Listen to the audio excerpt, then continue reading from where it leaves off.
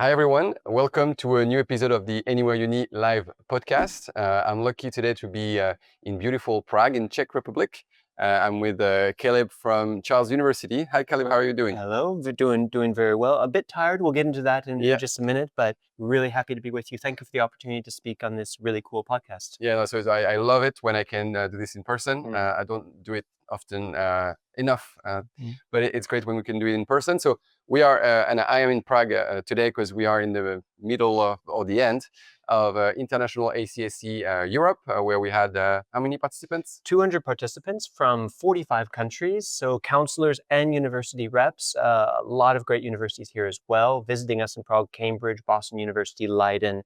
So it's been a fantastic event, very, very intense. Yeah, no, it was a great couple of days here in Prague, and I think there's more and more interest towards Europe and towards different countries in Europe. And I hope so. Czech Republic is definitely not the last on the list. And I think I discovered also during these few days that you offer a lot more English-speaking undergraduate programs than I expected. So could you give us a quick picture of the landscape for undergraduate education in Absolutely. And I should say my role is at Charles University, which is the largest and the oldest university in the Czech Republic. But we cooperate very, very closely with the other public universities here in Prague and even beyond. And at this event, it was hosted actually by the Study in Prague Consortium. And so I can say a little bit about all of that. But I think you started in exactly the right way. The most important thing to know is that Prague really is an English language study destination for higher education. Just the 7 public universities in the Study in Prague Consortium here in Prague, we offer over 50 bachelor programs taught completely in English and up to, I believe, nearly 800 master's programs taught completely in English. So the offering is quite wide. There's hardly any subjects that we don't offer taught in English, but then it depends on the university. We're quite specialized often. So there's the technical university, there's the life science university, the chemistry university. Charles University is the largest, 53,000 students, 17 faculties. Yeah, I didn't realize. Yeah. More than 50,000 It's big. It's actually like in a global context. Yeah, exactly. That is a large It's more like university. an American size university. And there are some subjects that we don't offer at Charles University that are offered by the other public universities, but Charles University is well known for medicine. We have 5 different medical schools. All of them offer a general medicine program in English. So it's 5 different offers that they all train doctors in English in 6 years, but they all have kind of a slightly different approach and different offers. So if you want, we can get into the differences between them. But and Charles University also very well known for social science, a very international faculty of social science. And there's humanities, history, and subjects like pharmacy, dentistry, sports, education, all that at Charles University. So lots of offers, and it's in one of the most beautiful cities in the world, in my opinion. I'm not Czech. I choose to live here. I'm from the States originally. And the quality of life, the safety, the beauty is just phenomenal. Well, was it your first time in Prague? No, third time. The third time. Okay. What's the best thing about Prague? I don't know, it's the vibrancy of the city, and I feel like in the evening it's always lively. There's always people around, and yeah, no, it's beautiful. It's has the European charm and has the energy. Yeah, so it is absolutely a place to consider. If you are in Europe, it's easy to visit as a tourist, and you'll see how incredible it could be to live here for a few years as a student. If I was going to do my education and career again, I wish that I had done my first degree like in Prague as an international student. It would have been very well connected to other cities, other European cities, and absolutely internationally. Yeah, absolutely. So what would you like to focus on? So yeah, of course, we know if lots of our students are when they look at Central or more Eastern Europe, they are often looking at medical programs or within that field. But so it's great that you explain that it's not just that. Absolutely. You offer, and so could you give us a bit of an idea of the international student population at Charles University? What's kind of the ratio, and where do they come from? Yep. So there's 2 different things to think about. It's the same for all European universities, I would say, is when we're talking about international students, there is English-speaking degree-seeking students, At Charles University alone, we have about 5,000 degree-seeking students, and their programs are completely in English. Then there are exchange students for Erasmus program, et cetera, who are here for 1 or 2 semesters. All the universities, of course, have that. At Charles University specifically, every semester we have about 1,000 exchange students who are coming through. Wow. Then there are international students who are not Czech, but are studying in Czech-taught programs. And there's between 3,000 and 4,000 students like that, generally from Slavic backgrounds, so Ukrainians, Poles, Russians, Croatians, Serbians, that find it a little bit easier to learn the Czech language. And the reason why they're motivated to do that is anyone who studies in the Czech language, they study for free. There is 0 tuition cost. So if you can learn Czech and pass the entrance Wow. exam, it's free. The English taught programs always have a tuition fee, even for Czech nationals. Okay. But if you don't have a background in Slavic languages, if your mother language isn't Russian or Polish, it is extremely difficult to learn. And then you will have to pass the entrance exam and be in competition with the best students in the Czech Republic. So don't get too excited about free education, but the English tuition fees are very, very affordable as well. So it brings in a lot of international students from all over the world. Most of the universities, the public universities here, have about over 100 nationalities represented there, and are between 20 and 30% international students. If you put those 3 groups in one basket, And so what would the tuition fee kind of look like? I'm sure it's different depending on the programs, but it just varies, the range. Yeah, it varies extremely widely. You can very easily check it out at studyinprague.cz. I'll be plugging that a few times here because it's a very useful resource. You can see all the programs that are offered in English and find the tuition cost. But to give you an idea of how much it varies, for example, at the Czech University of Life Sciences, if you are an EU citizen, all of their bachelor programs are 500 euros a year. Wow. For 3-year bachelor programs. They have some incredible programs in environmental engineering, in agriculture, forestry, so life science things. But EU citizens, 500 euros per year. Non-EU citizens, it ranges at that university between 1,000 to 3,000 euros per year. They are on the most affordable end. On the other end is medicine at Charles University. But that really varies according to the faculty. So the tuition cost for studying medicine in English at Charles University, the most expensive school is 24,000 euros a year. The most affordable one, I'm not supposed to say cheapest, because it's not a cheap program. It's an affordable program. The most affordable schools of medicine at Charles University are about 15,000 euros per year. So that's the 2 ends of the scale, and everything else that's offered at the universities, engineering, humanities. Another example is at Charles University, we have, for example, a bachelor's program in Protestant theology. Oh, wow. Very specific, of course. But it taught completely in English. It is 1,000 euros per year to get a bachelor's degree in Protestant theology. The social science programs are about 6,000 to 7,000 euros per year for a 3-year program. So it varies widely, but in all cases, much more affordable than the equivalent program in the US or the UK. Absolutely, Oh, this is amazing. And so do you feel like in the last few years you've been attracting more international students? Absolutely. And from all kind of all over the world, and the demographics really depend on the program. Okay. Because, for whatever reason, the faculty of pharmacy, for example, at Charles University, attracts a lot of South Koreans. Okay. The faculty of social science attracts more and more Americans these days. And so each program has different demographics, but many of the programs have as many nationalities as students. And different programs have gotten traction in different areas, but definitely in the 7 years that I've been working at Czech universities, the visibility has really, really increased. And I think Prague in the last 10 years has really risen as a well-known tourist destination. And we've been trying to build on that to make it clear that it's an educational location as well. Still, that's building up speed, but we've definitely seen the popularity increasing. Yeah, because I mean, Charles is not a new university, so it's like...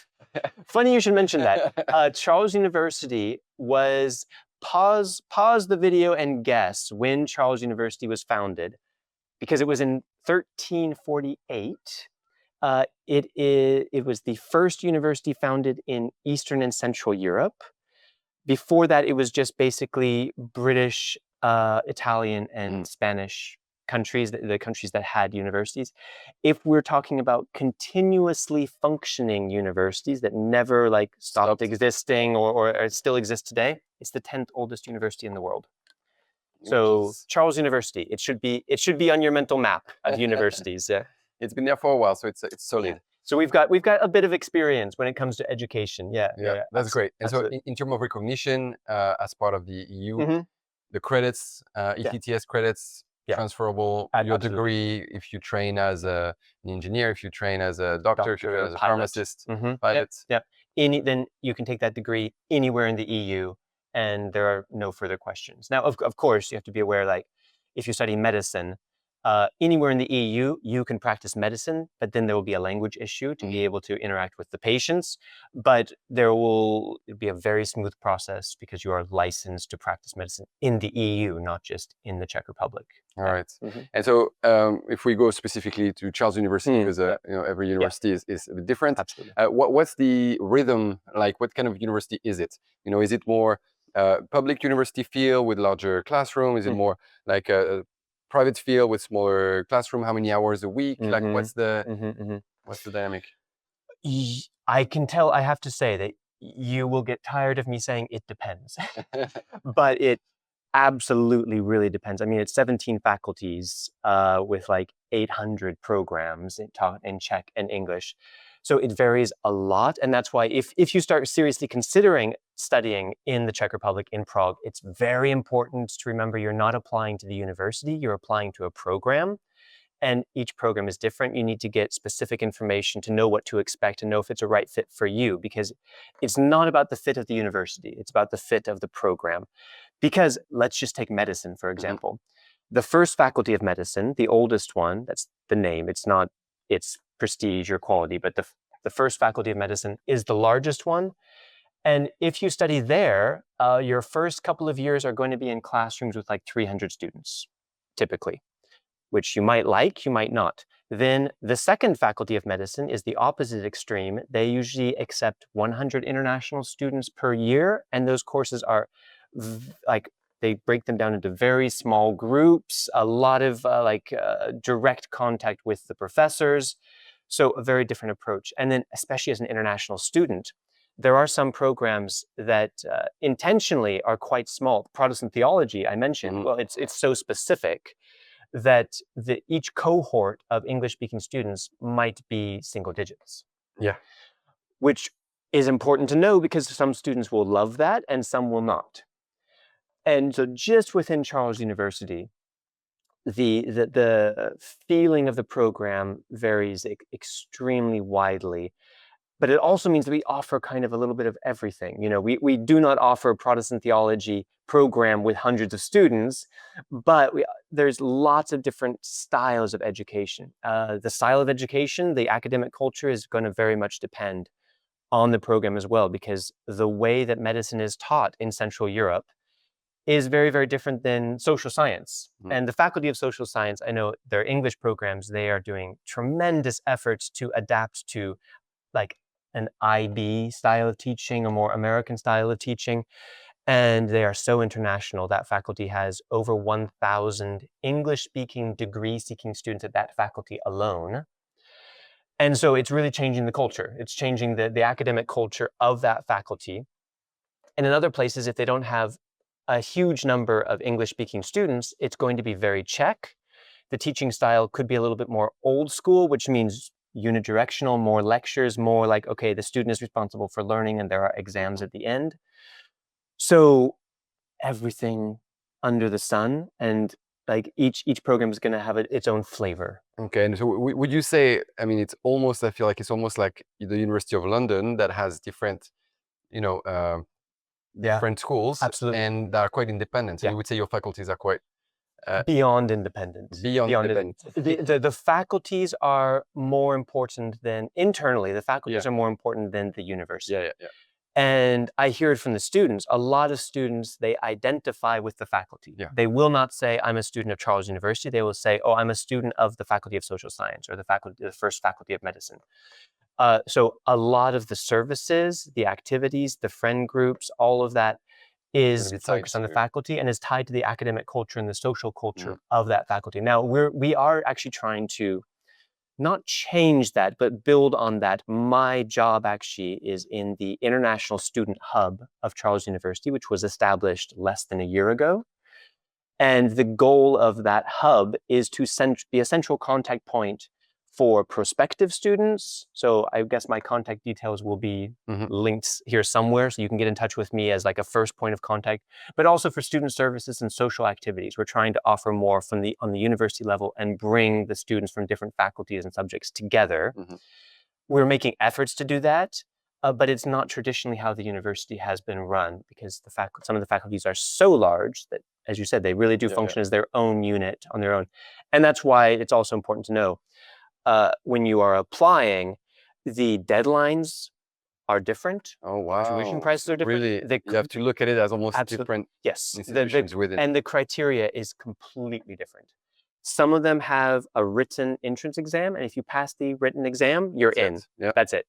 Others are now starting to use IB scores in their admission policy. There's 3 faculties that are actually using IB, 4, sorry.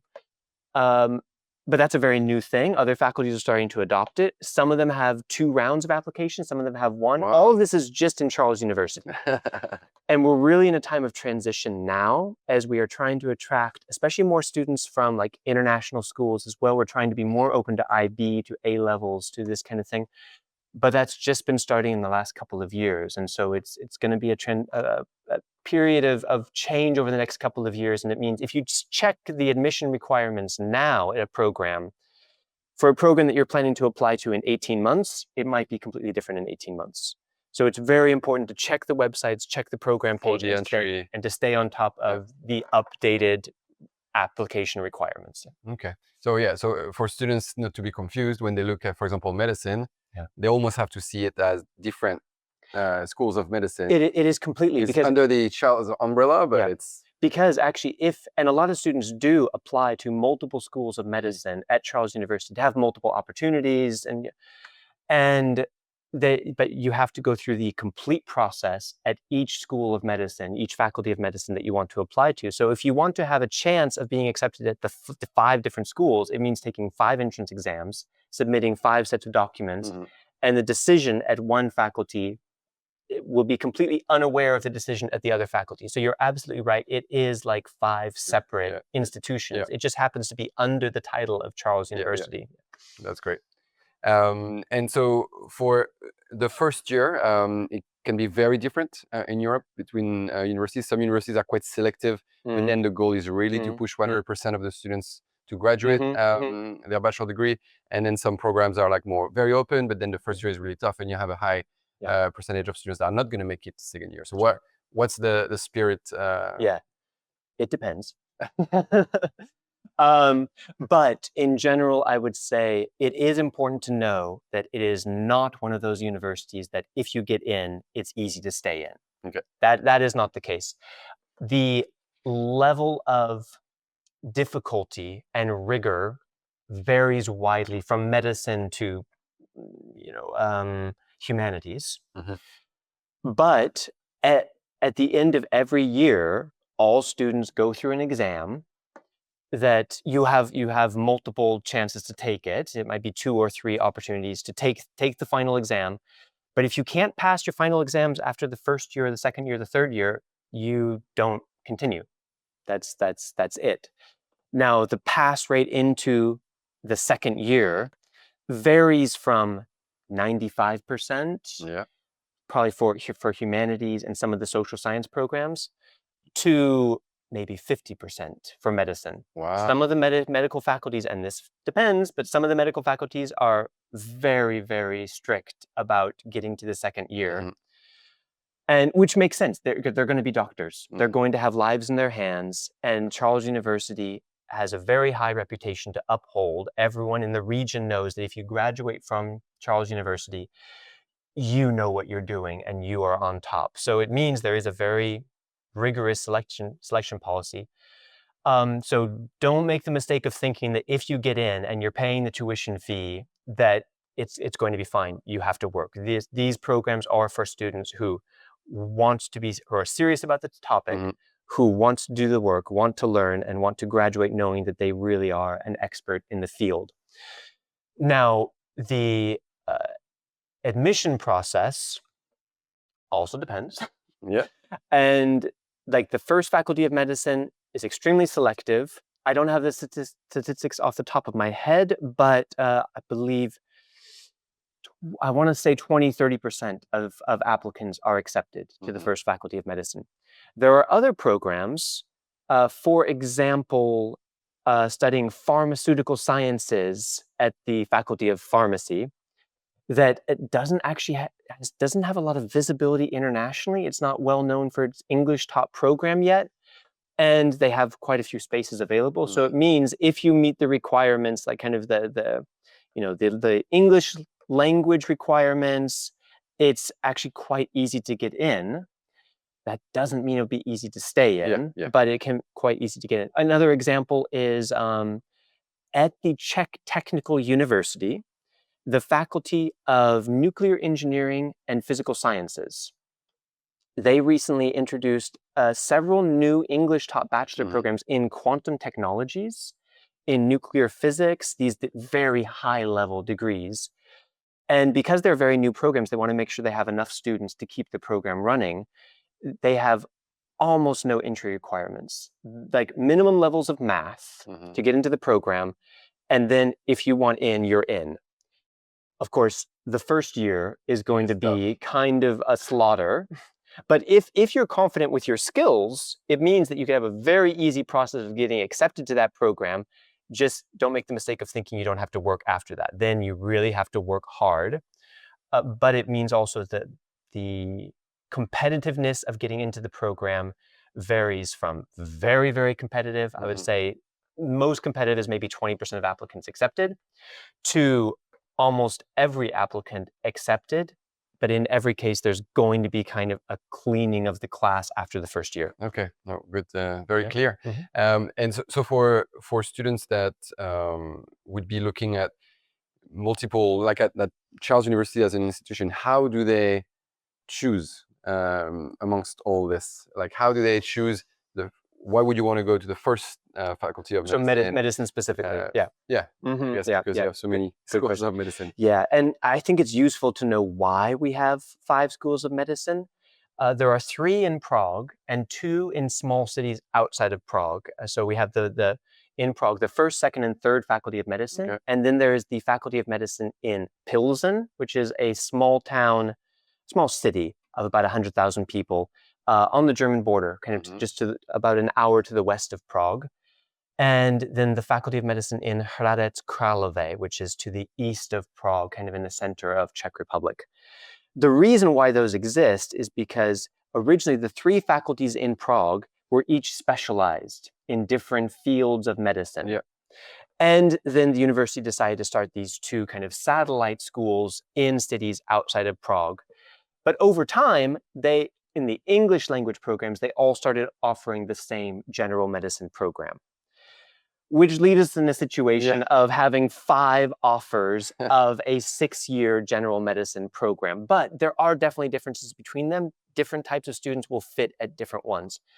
The easiest distinction to make is that do you want to live in Prague, which is a city of 1.3 million people, as you said, extremely vibrant, so much going on. But let's remember, if you're studying medicine, you should have your nose to the grindstone, as we say, to be working extremely hard, be very, very focused, or you might not make it. Some students decide they might be too distracted by everything happening in Prague. They want to be in a quieter, like calmer environment. And the international students I know who went to Pilsen and Hradec Králové, for that reason, they absolutely love it. They are student cities. There are things happening, but it's a calm environment where you can focus on the studies. So those 2 faculties outside of Prague, that might be the main draw. Inside Prague, the first faculty is the largest. It's thousands of students. The classes are going to be large. But it is the most difficult to get into. It's the most expensive for a reason, because it is seen as being the most prestigious. Being called the first faculty, it's actually just random. But since they have been called the first faculty for quite a few decades, they've kind of built a reputation of being The first as in the best, which, you know, but because of that, they're seen as being the most prestigious, so they're the most expensive. That is the faculty where it is 24,000 euros per year. And they have more applicants, it's more competitive, huge classes. For some students, that's going to be a great environment, but it's, yeah, you understand. The second faculty is actually the smallest. And I would say the main draw there is that it's really a family environment. For international students, they accept 100, 120 international students each year. And they have incredible support, even for social integration, for mixing with Czech students, student clubs. Of course, all the faculties have student clubs, but the second faculty, they really make an effort to make it a family. And they try to create a community of the students there. So smaller classes, much more direct contact with the professors. And it is right next to, like, basically across the street from the largest public hospital in Central Europe. And the students have their practice, their medical experience working with patients in that hospital. Finally, the third faculty of medicine is kind of medium size. I believe it's 2,000 to 3,000 students in total, and something like 300 to 400 English-speaking students in the program.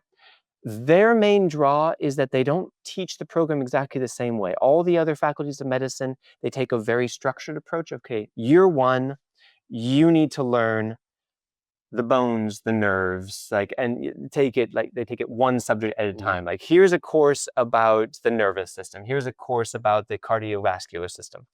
The third faculty takes the approach that all of this is connected. And if you're treating patients, everything kind of affects everything else. And one example of that is that the third faculty, students start working with patients in the very first year. Wow. Every other faculty, it's not until the third year that you start interacting with patients. The third faculty is like, hey, let's get in there. Let's just let's get involved. Let's put all of this together on the page. And I think the first year is often quite overwhelming, but it is a very interactive, collaborative approach to the teaching style. So how a student learns, what kind of social environment they want, and what kind of environment they want in the city around them, those factors could really determine which of the 5 medical schools is right for them. Yeah, perfect. And do you have to be 18 then to enter medical program? Yes. Short answer, yes. If you are trying to enter the program and you are not 18, some of the faculties will make an exception, but it is a process. Okay. And it could, some of the faculties just don't want to deal with it, because then there's issues of like legal responsibility and all of this. So short answer, yes, it's worth asking about the policy of students who would enroll when they are not yet 18. Sometimes it's possible, sometimes not. All right. So let's dive a bit into the admission process. So when you look at international curriculum, so we work a lot with French bac students, IB students, US high school diploma students. Do students have to be careful in terms of the subjects they take, and for each faculty, they usually look at, okay, which higher levels did you take? Do you have the math? Which kind of math? Understood. Yeah. I'm so sorry, but it depends. And right now, as I said, that we're in this kind of transitional period for starting a year or two ago. There are 4 faculties that use the IB scores at all.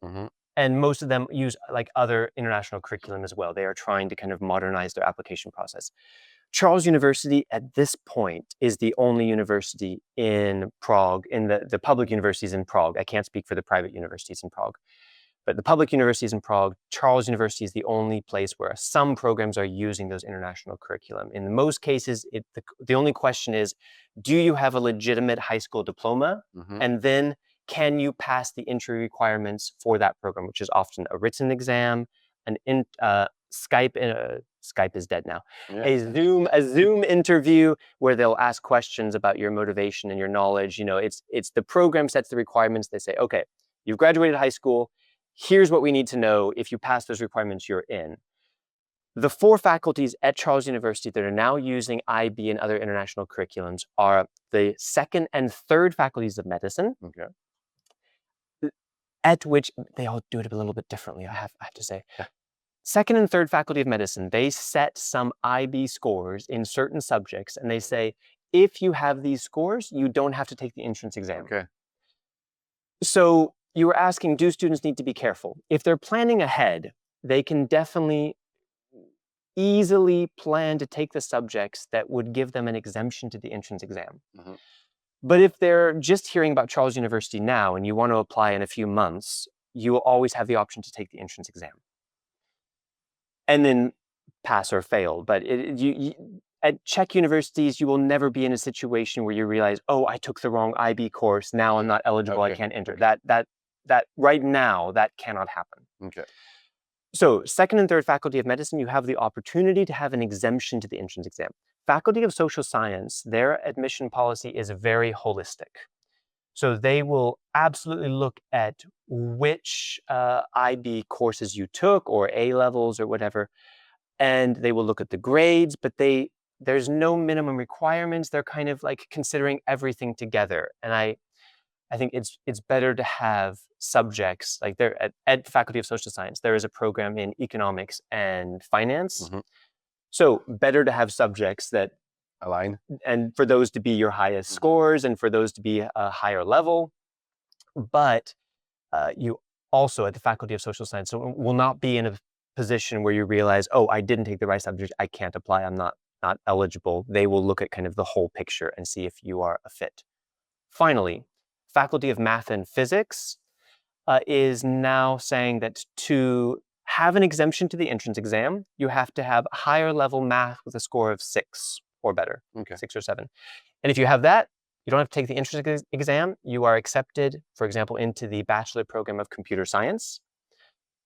And then you're in. That's it. Until recently, they were also requiring for you to have the IB diploma, so to pass all of the subjects. Yep. That has recently changed because there were some students were in the position where they had 6 on the math, but they hadn't taken all of the exams, so they didn't have the diploma, and it was a bit of a conflict. So now it's at the Faculty of Math and Physics for computer science. It's not necessary to take all the other subjects. The only question from them is, did you take higher level math? And did you graduate from high school? Did you graduate from high school? Did you take higher level math and get a 6 or 7? In which case, you're basically in. There's a few other questions about your English level. Has to be B2. You have to have an international diploma, the TEFL, TOEFL, IELTS, anything basically.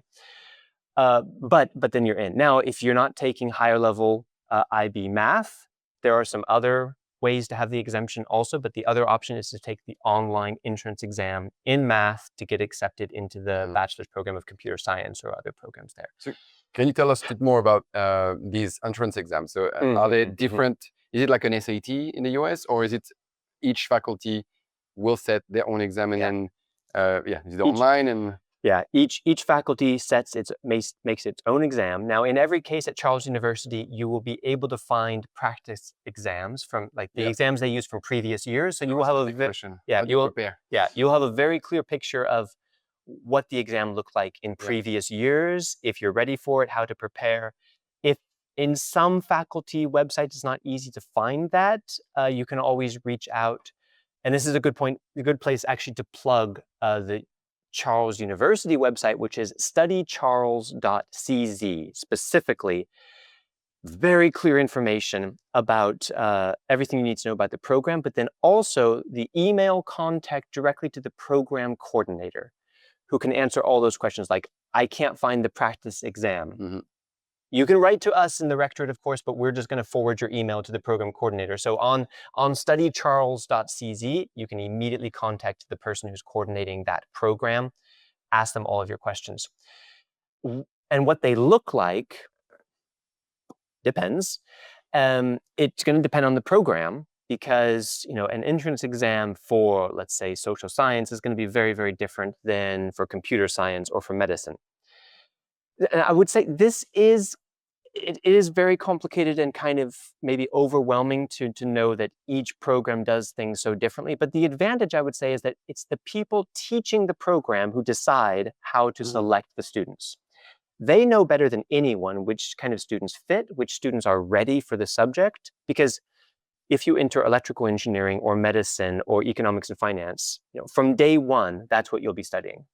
So you need a certain level of knowledge and skill from the very beginning, and they know how to select for that. So the material on the exam, if it's kind of a STEM program, math, medicine, it's going to focus a lot on math. Czech academics love math. Math is the foundation for everything, so I'm told. I studied history, so so expect a lot of math. Then for STEM programs, there might be some physics, there might be some biology if it's life science, that kind of thing. That's one. And about the written exams. In every case, it's possible to take the exam online, except for medicine. Okay. All of the medicine programs require that you take the exam in person, which we can come back to, because you can do it in Prague or in testing locations around the world. Okay. And there are some agencies with direct cooperation with the faculty that are authorized to offer the entrance exam online. But you have to rather than applying directly to the faculty, you have to register with that agent and go through their whole process. Okay. So research that carefully and be absolutely sure, this is so important, check the list of agents on the faculty website to make sure they are authorized. There are always agents out there that are claiming to prepare you and offer you the exam for the faculty. Some of them are complete scams. Some of them, they offer you something real, but they're not authorized to offer the entrance exam. And if you pass that exam, they're just going to send your application to the faculty and anything could happen. So every faculty, and each faculty has a different list of agents that are authorized to offer the exam for that faculty. It's on the faculty website, but make sure you check it. And a lot of those agents, they can offer the exam online, so that's an option. The only other exception is the pilot program at the Czech Technical University in Prague, that you have to take the exam in person in Prague, and there's a few other locations around. But don't be confused by the word exam, because there is a legal requirement in the Czech law that there must be an entrance exam to the program. Okay. But exam is not defined in the law, which means some faculties do a written exam that is exactly what you'd expect. In other cases, you will see the word pass the exam, but that might be an interview.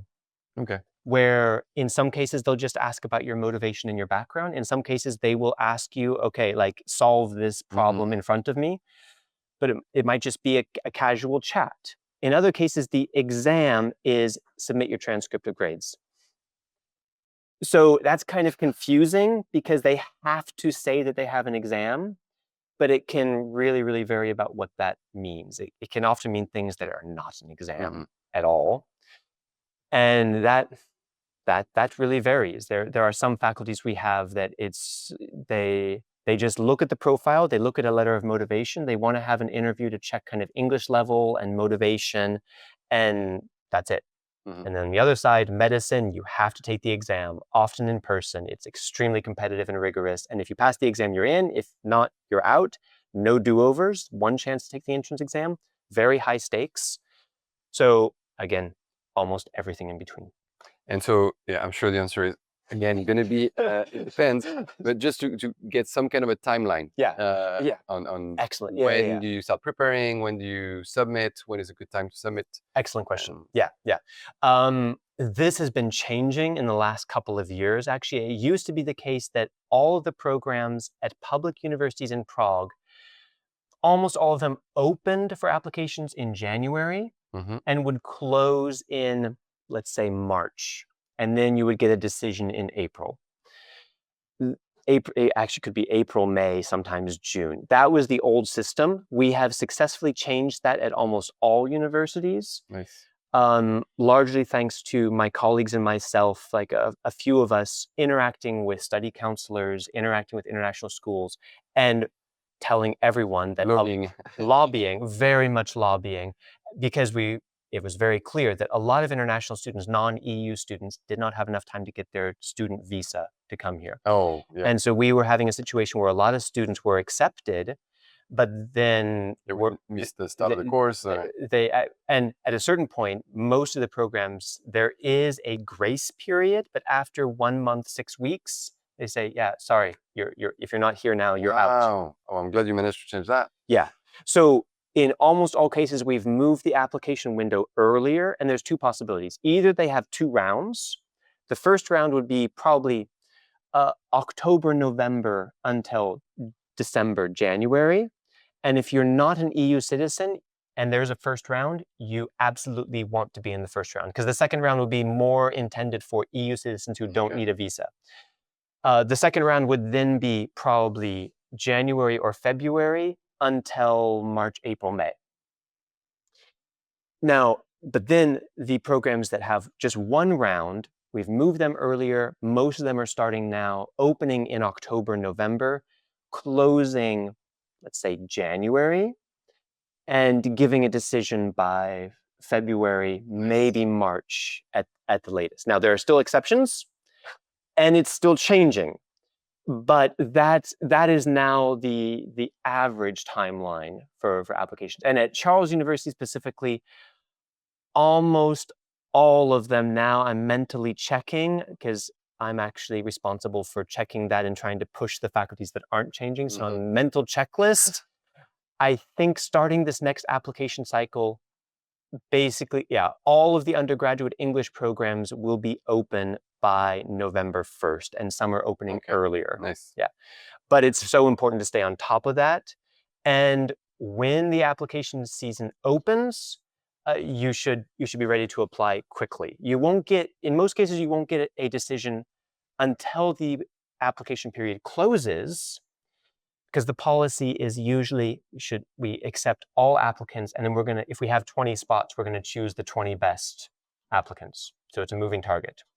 So it means you won't have the decision until the application period closes in any case, but there can be problems with documents, there could be complications. Better to get in as early as possible, and then there'll be time for anything that comes out. Of course, yeah. So I double down on that advice. Yes, thank you.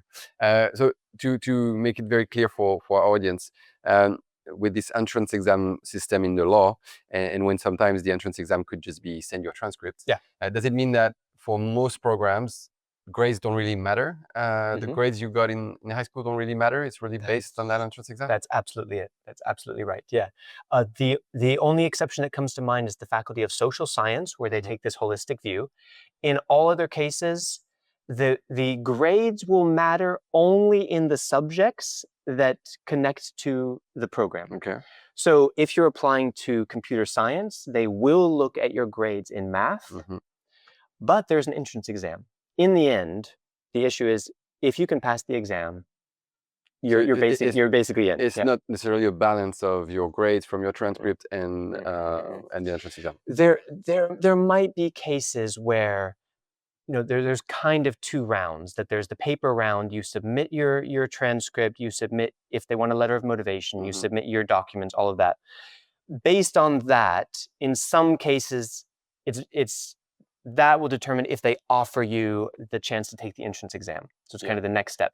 In that case, they might look at your grades, let's say computer science. They might look at your grades in math and say, yeah, there's no point in this person even taking the entrance exam. Okay. But it's going to be a pretty low threshold, because at the end of the day, they just want to see the exam that they have prepared. Can you pass it or not? Yeah. Same at medicine, same at the Czech Technical University. It's about the exam. And it means they want to see that you're interested in the subject. But if you have a low GPA, but let's say you're very average or below average grades in everything except math, and you want to study mathematics, you have a very good chance of being accepted anyway. Yeah. Okay. So does that answer the question? That answers the questions very clearly. Thank you.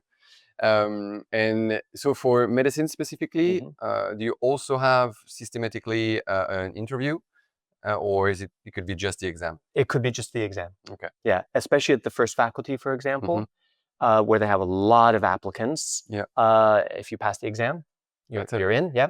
The second faculty is now interviewing every at a certain stage. There's an interview as part of the process, and if you're told that you're going to have an interview, it's really worth following up and asking, is the interview intended mostly to check, as a student, my level of English, to check my knowledge of the subject, or just to have a chat with me and figure out if I would like be happy at the faculty? Because that can vary, and it's to be prepared for it. If you're prepared for just a casual chat about why you want to study medicine in Prague, and then they start asking you questions about physics and math, that can be very jarring. Not the same type of interview. Exactly. So definitely worthwhile to ask what to expect on the interview. All right, great. And for the English level, sure, it varies. B2, B2? B2, yeah, So, generally, and most of the faculties accept most internationally recognized certificates. They will all each have a different list of the certificates and the what's the word? The exams that they accept and the grades that they want for those. So that definitely depends. But if you already have an exam and it's not on the approved list for that program, just contact them and ask and say, hey, I have this exam. And anyone who attends an English language high school and the medium of education is English, you just have to prove that letter from the school or something, and there's no further questions. That's all you need to prove. If you went to high school 100% in English, you're good. Yeah. I don't know if you'll come to it, but I also want to point out for IB students, just a few months ago, the Czech government confirmed and signed into law that the IB diploma is the legal equivalent of the Czech diploma. Okay. Which means they just cut the red tape for IB diploma holders. You don't have to have it verified. It's called nostrification is the name of the process. You don't have to have it super legalized, all this. Just if your diploma is in the IB database, no further questions on that part. It's a much smoother process. Okay. Do you accept the Duolingo English? Some of them. Some of them. So each one will... Not as many as we would like. That's still quite a new idea. So that's, that at a few, but not many. Starting. Okay. And would you sometimes, some faculty would maybe recognize an international option within, like for example, in the French bac with the international French bac, which is the, and sometimes... I'm familiar. My wife teaches the OIB. Yeah. So would that be considered? When it comes to proving the English level, probably not, because this will be a decision of each program administrator.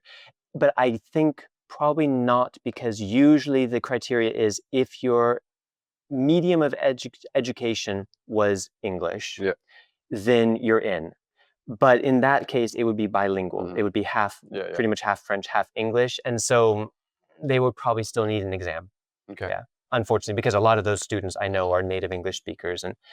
But also, if you're a native, you have the nationality of a native English. If you have an American, British, Australian passport, you also waive?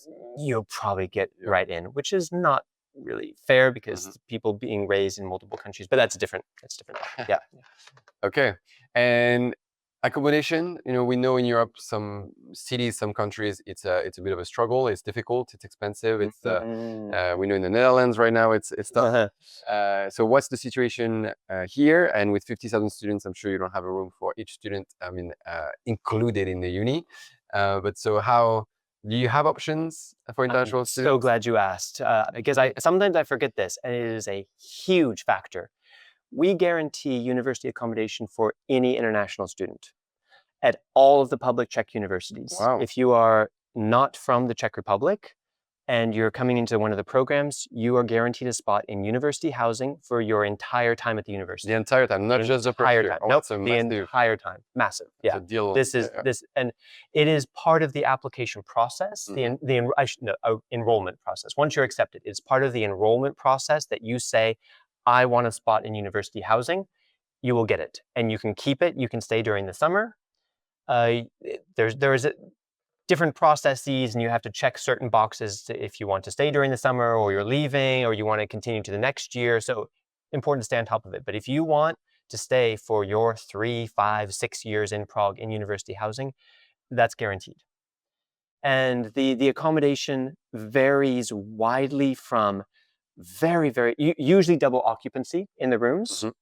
There are exceptions, but more expensive, of course. If you want a single room, it's going to be more expensive, and there is a selection process for that. Not everyone gets that, but 2 people in a room.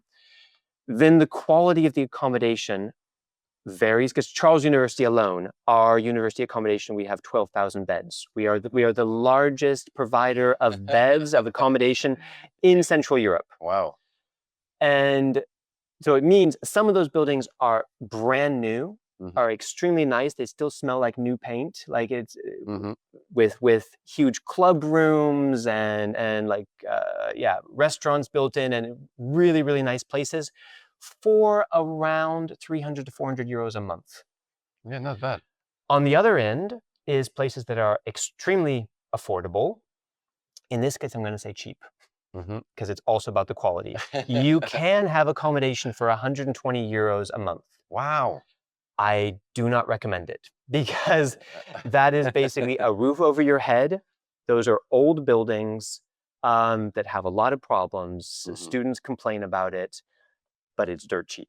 Wow. In that case, you get what you pay for. So if price is really an issue and you're willing to just accept some very, very basic Spartan conditions, 120 euros for your room, I mean, do it. I love that. I know we don't want them to be in terrible situations, but I love the fact that there's an option. Yeah, absolutely. And I could link that to living costs in Prague. Yes, that was my next question. Prague is getting more and more expensive. Inflation is a huge issue here, actually even more than most other European cities. But that mainly affects rent of private apartments. Okay. So renting apartments in Prague every year, 20, 30% up, it's skyrocketing. Universities haven't really raised their prices for university accommodation. So that's a growing gap of cost. And of course, whenever students want to move to private accommodation, they can, but they should expect a 2 or 3 times increase in what they're going to pay for the accommodation. Everything else, though, is still pretty affordable. I mean, you've experienced it. Like it's not really cheap. It's not like I don't know if you go to. I just came from a trip in Bosnia and Herzegovina. Incredibly cheap there. Yeah. It's not the case here. A meal in a restaurant is going to be 12 to 15 euros, probably. But it's not, it's average for Europe. And students have so many discounts. International students, of course, with the ISIC card and everything.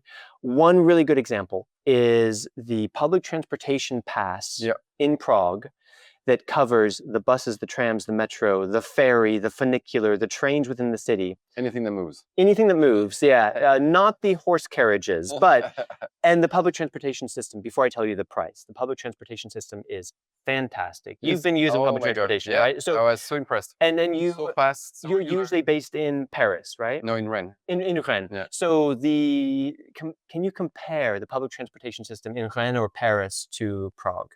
I mean, I like the fact that it's outside. It's just fast, easy. Yeah. I feel like very regular. I haven't waited more than 3 minutes. Yeah.